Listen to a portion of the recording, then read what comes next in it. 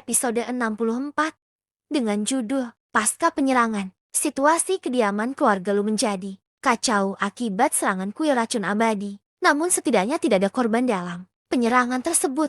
Anggota kuil racun abadi bisa dikatakan terlalu percaya diri terhadap racun mereka. Pasukan bertopeng itu hanya memberikan satu serangan pada setiap lawannya, memberikan goresan atau tusukan sederhana dari jarum serta belati mereka. Tentu saja keadaannya akan jauh berbeda jika saja tidak ada Yu Yuwen dan kakek Xiao yang memahami ilmu racun. Berkat keduanya para korban itu masih bisa diselamatkan. Mereka yang sudah dikeluarkan racunnya tetap butuh perawatan lebih lanjut. Karena efek samping racun tersebut, tubuh para korban akan terasa lemah seperti tidak memiliki tenaga untuk sementara waktu. Satu hal yang unik dari tragedi ini adalah Tuan Lu, kepala keluarga bangsawan yang mengadakan acara itu, selamat dari serangan ini. Dia bersama keluarga dan pelayannya bersembunyi di ruang rahasia saat penyerangan itu terjadi. Setelah keadaannya lebih aman, barulah Tuan Lu keluar dari persembunyiannya. Tuan Lu segera memerintahkan pelayannya yang tersisa untuk merawat para korban tersebut, serta memanggil seluruh tabib yang ada di kota. Situasi dengan cepat terkendali setelah para korban diberi penanganan yang tepat.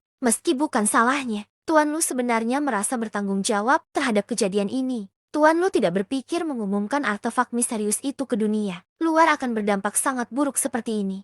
Wen ya, sebenarnya apa yang terjadi dan kenapa kalian berdua bisa di sini? Setelah situasi di kediaman bangsawan Lu mulai kondusif, kakek Xiao meminta penjelasan. Pada Yu Yuwen, kakek Xiao sedang berada di penginapan ketika penyerangan itu terjadi saat tiba-tiba ia merasakan nafsu membunuh berskala besar berdatangan ke kota ini. Kakek Xiao merasa tidak tenang, apalagi setelah mengetahui Liu Yuwen dan Souro tidak berada di kamarnya. Kakek Xiao langsung bergegas pergi. Instingnya mengatakan bahwa dua orang itu sedang dalam bahaya. Dengan mengikuti orang-orang yang memiliki nafsu membunuh tersebut, kakek Xiao kemudian menemukan sebuah pertempuran dari salah satu lokasi. Tanpa pikir panjang, kakek Xiao bergerak ke sana, hingga akhirnya menemukan Liu Yuwen, Yiwen dan Souro. Liu Yuwen tersenyum canggung. Ia bingung harus menceritakannya dari mana. Liu Yuwen kemudian menjelaskan tentang artefak misterius itu. Liu Yuwen dan Souro kesini karena penasaran ingin melihat benda tersebut, namun tidak menduga akan ada serangan dari aliran hitam. Jadi itu sebabnya kenapa banyak kultivator berdatangan ke kota ini. Kakek Xiao mengelus dagunya. Liu Yuwen mengangguk. Ia kemudian membenarkan bahwa artefak misterius itu merupakan artefak sama yang diceritakan kakek Xiao beberapa waktu lalu. Mengumumkan artefak itu pada dunia persilatan sama saja dengan mengantarkan nyawa. Apa mereka tidak mempertimbangkan adanya aliran hitam yang mengincarnya juga? Kakek Xiao menggelengkan kepalanya sambil menghela nafas pelan. Jangankan aliran hitam, sekte antar aliran putih saja bisa saling berebut untuk mendapatkan artefak tersebut.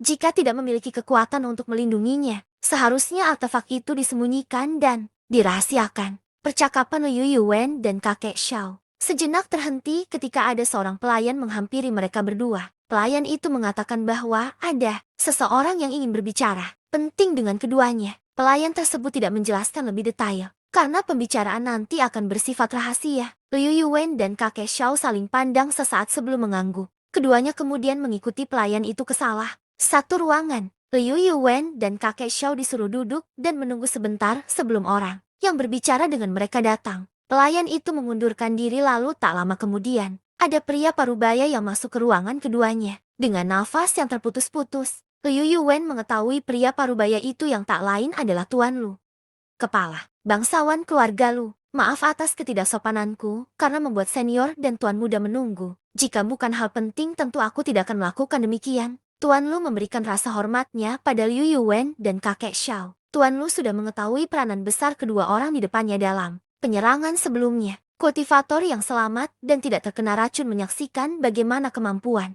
Liu Yuwen dan kakek Xiao yang merupakan kultivator tingkat tinggi. Jika tidak ada keduanya, mungkin sekarang keluarga Lu sudah binasa.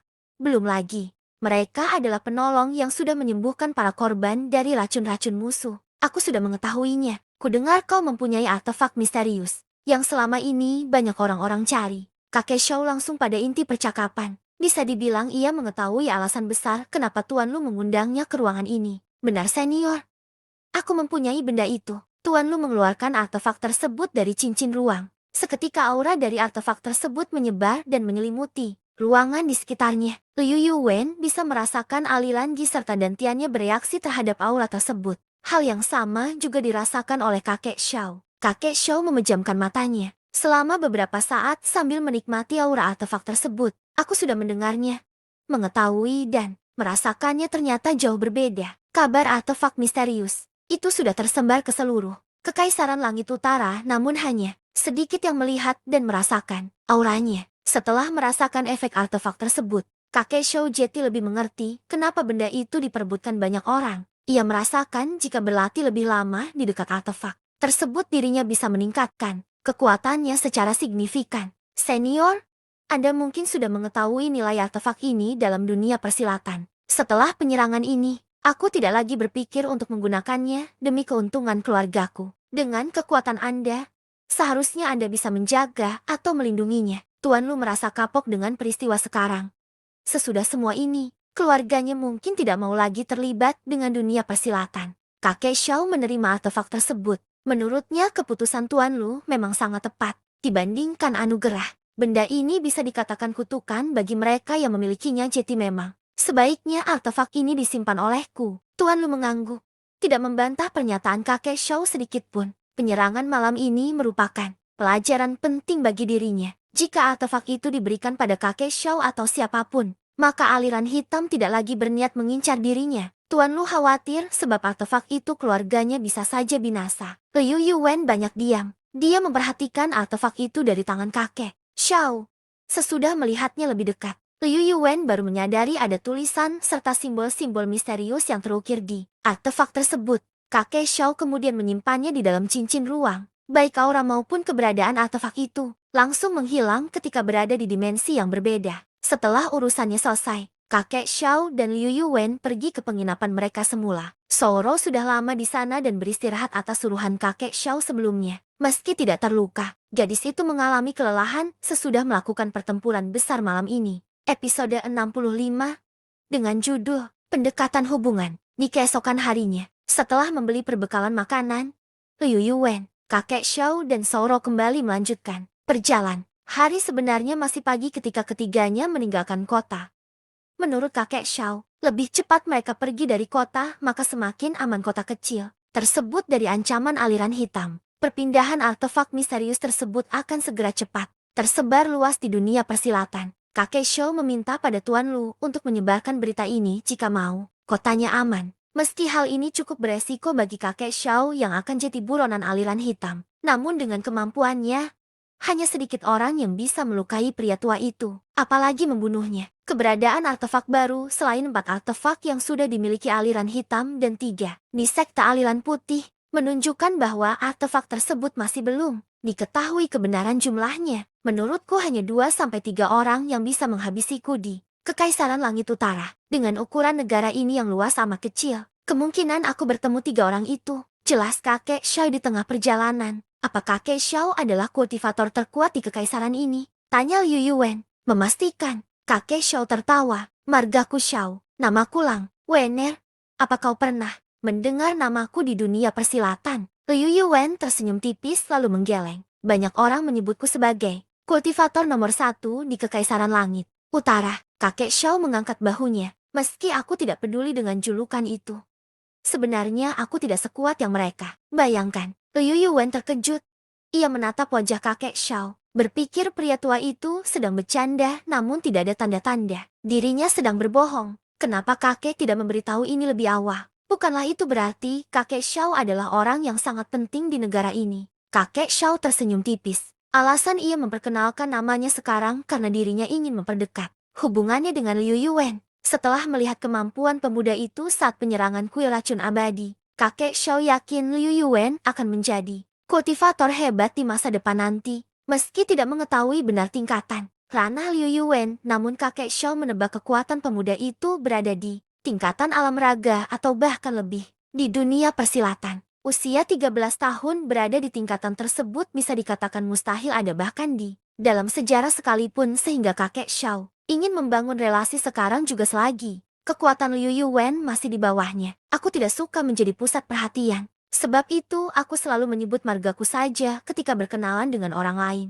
Jawab kakek Xiao setelah diam sejenak. Nama Xiao, Lang memang sangat-sangat terkenal hingga hampir semua orang di kekaisaran ini mengetahui namanya, namun hanya sedikit di antara mereka yang pernah melihat langsung wajah kakek Xiao. Kakek Xiao kemudian menambahkan bahwa ia tidak berasal dari sekte manapun, alias kultivator tanpa sekte. Berbeda dengan kebanyakan jagoan-jagoan dunia persilatan lain yang menetap di sekte besar untuk menurunkan ilmu yang mereka miliki. Alasan kakek Xiao tidak bergabung atau membuat sekte dengan kekuatannya karena ia ingin merasa bebas menjelajahi dunia ini. Kakek Xiao memang gemar berpergian ke banyak tempat karena itu merupakan kesenangannya. Walau demikian, kakek Xiao tetap bagian dari aliran putih yang akan bergerak jika dunia persilatan sedang dalam bahaya. Mengingat kau tidak mengetahui nama besarku, pastinya Wenner bukan berasal dari kekaisaran ini bukan? Aku berasal dari sini kek. Aku 100% lahir di kekaisaran langit utara. Liu Yuwen menerangkan mungkin ketidaktahuannya dikarenakan ia melakukan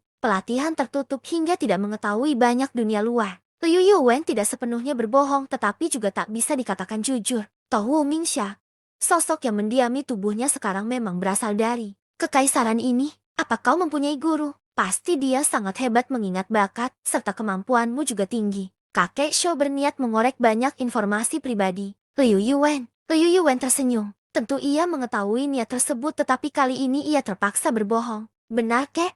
Guruku jauh lebih hebat daripadaku. Tapi beliau mengatakan untuk tidak memberitahunya pada siapa-siapa baik nama ataupun kekuatannya. Kakek Xiao yang ingin bertanya lagi langsung terdiam. Ia sadar tak bisa bertanya lebih dari ini.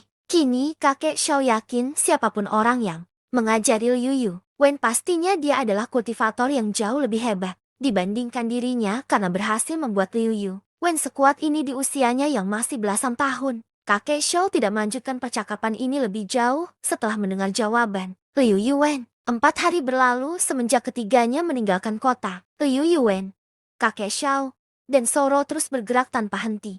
Hanya ketika makan dan malam hari barulah mereka beristirahat sekaligus mengisi gi yang sudah hilang akibat menggunakan ilmu meringankan tubuh secara terus-menerus. Dengan berjalan kaki, ketiganya mampu bergerak lebih cepat dari kuda, serta memotong jalan untuk menghemat banyak waktu. Sehingga dalam waktu 4 hari tersebut, mereka selangkah lebih dekat menuju ibu kota. Wenner, apa makanan yang diolah olehmu selalu memiliki harum seperti ini? Kakek Xiao mengendus bau masakan yang sedang dibuat Liu Yuwen. Hal itu membuat perutnya berbunyi. Aku hanya memasukkan bumbu yang biasa kek. Tidak lebih, jawab Liu Yuwen sambil tersenyum canggung. Ia membalikan daging goreng yang hampir matang di wajahnya. Selama beberapa hari, mereka melakukan perjalanan bersama. Liu Yuwen bisa dibilang menjadi juru masak di rombongan kecil tersebut. Soro yang biasa masak untuk gurunya memilih mengundurkan diri setelah merasakan lezatnya masakan pemuda itu. Soro maupun kakek Xiao sama-sama terkejut Liu Yuwen ternyata sangat ahli dalam memasak. Kakek Xiao adalah yang paling terkejut.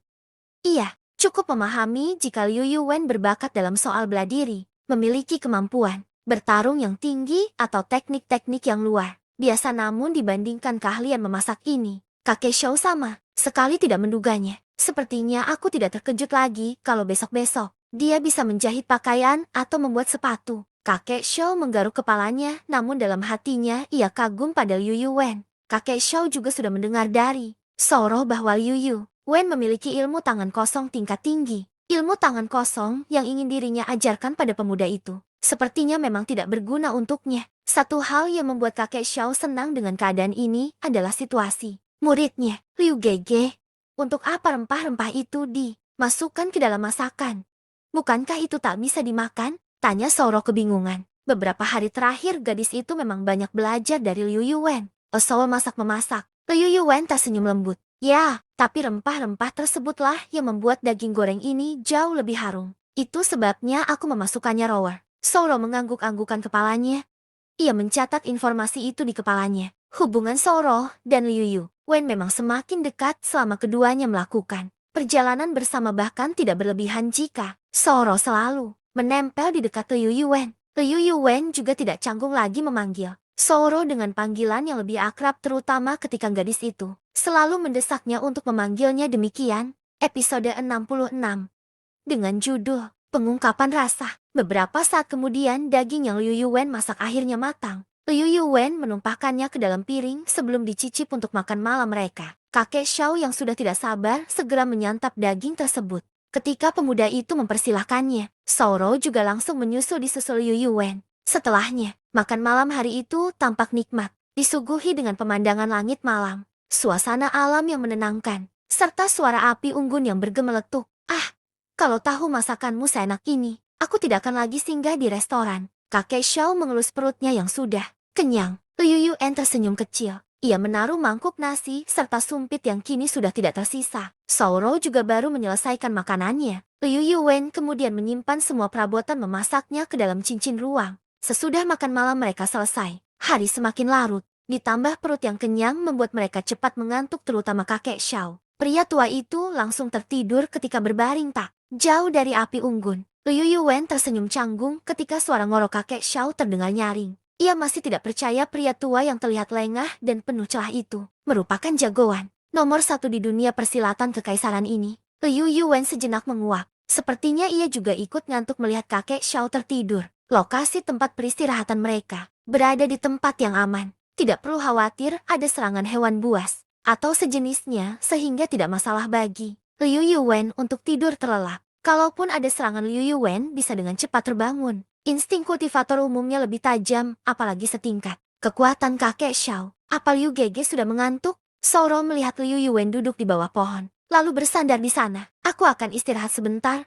Liu Yuan menguap lagi. Kalau begitu biar aku bersamamu. Rur, di sini dingin. Sebaiknya kau tidur di dekat api unggun. Tidak apa. Aku juga suka hawa dingin. Liu Yuan menggaruk kepalanya sebelum menggeser tempat duduknya untuk memberikan ruang pada gadis tersebut. Terima kasih. Sauro langsung duduk di samping Liu Yuan. Rur sendiri belum mengantuk? Tanya. Liu Yuan balik. Belum.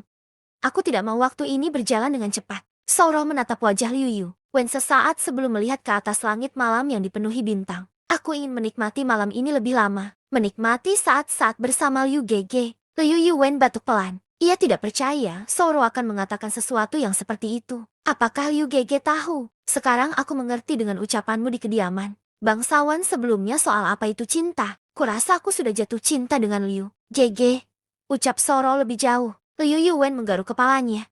Melihat Sauro mengatakan hal tersebut dengan ekspresi datar, sulit baginya menganggap ucapannya serius atau sebaliknya. Kenapa Rul berpikir demikian? Entahlah, tapi jantungku selalu berdegup kencang ketika bersamamu. Seperti kata Liu Gege sebelumnya, orang yang jatuh cinta selalu ingin bersama yang dicinta setiap waktu. Aku juga merasa begitu.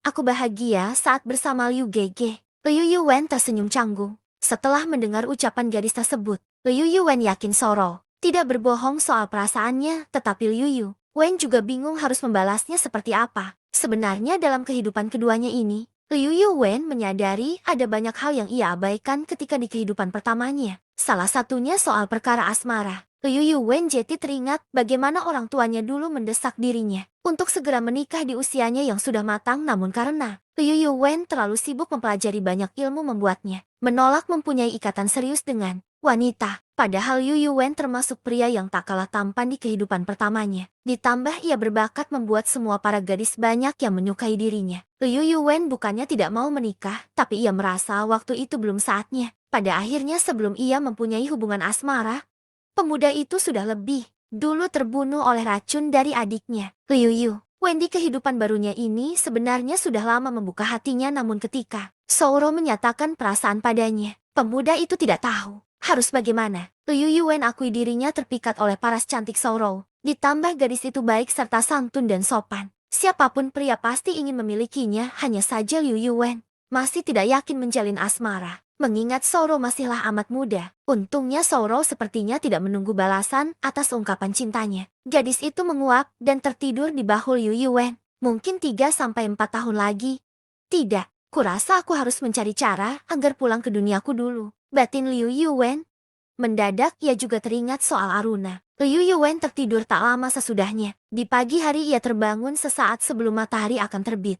Liu Yuan menemukan Sauro sudah tidak lagi di sampingnya, sementara kakek Xiao masih tertidur di tempatnya. Butuh beberapa waktu untuk Liu Yuan menemukan Sauro yang kembali dengan membawa beberapa jamur. Melihat Liu Yuan sudah terbangun, gadis tersebut tersenyum lembut. Liu Gege, bagaimana kalau pagi ini kita memasak jamur ini? Ada banyak di sekitaran sini. Sayang kalau diabaikan, apalagi jamur ini sangat enak kalau dimasak. Liu Yuan tersenyum canggung sebelum kemudian mengangguk.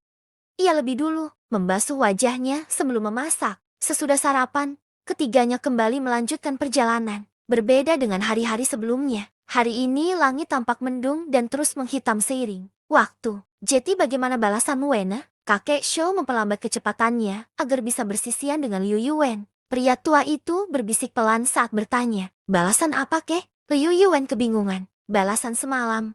Bukankah Lur mengungkapkan perasaannya padamu? Liu Yuan tersenyum tipis. Ia sudah menduga kakek Shou mendengarnya, meski saat itu keduanya berbicara perlahan. Bagi kultivator setingkat alam kaisar, 5 indera di tubuh mereka memang sangat tajam dan jauh lebih peka. Aku tidak tahu. Sauro tampak bersikap biasa saja di. Keesokan paginya seperti semalam tidak terjadi apa-apa. Liu Yuan menebak Sauro sebenarnya tidak menuntut balasan atas perasaannya. Atau mungkin dia tidak tahu bahwa cinta juga berbalas. Jangan bingung seperti itu. Pikirkan lagi, Lur adalah gadis yang baik karena akulah yang mendidiknya sejak kecil. Intinya, kau tidak akan menyesal jika menjadikannya istrimu. Liu Yuan tersedak nafasnya sendiri. Istri, bukankah itu terlalu cepat? Bahkan Sauro saja masih berusia 15 tahun. Atau kau sudah mempunyai gadis lain? Tenang saja. Aku tidak masalah jika Lur Jeti yang kedua. Asal kau tetap menikahinya. Liu Yuan batuk pelan. Kenapa kakek mendesak sekali ingin Lur menikah? Tidak alasan khusus. Kurasa kalian benar-benar cocok. Kakek Shou tertawa kecil yang membuat Liu Yuan semakin curiga. Kakek Shou antusias saat Sauro jatuh cinta pada pria yang sangat berbakat seperti Liu Yuan. Andai ia tidak bertemu dengan pemuda itu, terpaksa kakek Shou menjodohkannya seperti sayembara sembunyi-sembunyi yang selama ini ia lakukan. Jika dengan cara demikian, mungkin Sauro tidak akan sebahagia ini kalau nanti dia menikah dengan cara dijodohkan. Sampai jumpa dan tunggu kelanjutannya.